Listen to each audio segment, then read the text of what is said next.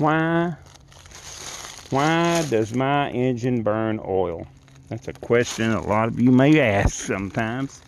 Well, one reason is because, I'm showing you this because it's an example. There's some, whoa, that's a little bit too much focusing. There's some valve stem seals behind the spring, and if they go bad, you could burn oil. Especially if they're on the intake valve, because the intake valve has vacuum and it will pull the oil past the valve stem seal and past the valve and into the combustion chamber. These heads are just an example.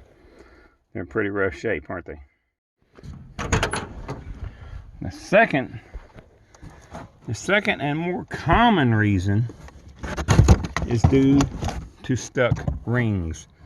Now, let me see if I can put this in a position where you can see. This ring, as you can see, moves freely. But this top ring, whoa, there you go. This top ring is stuck.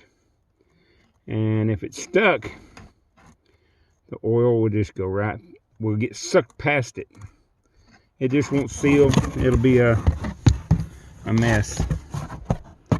Sometimes the oil ring, which is the bottom one, they'll get stuck. And this one here is stuck. It's stuck pretty bad too. And well, the top ring's stuck. Oh well. Anyway, that's a stuck ring is the more common cause of oil burning. This engine I harvested out of this old car. That's where the piston came from.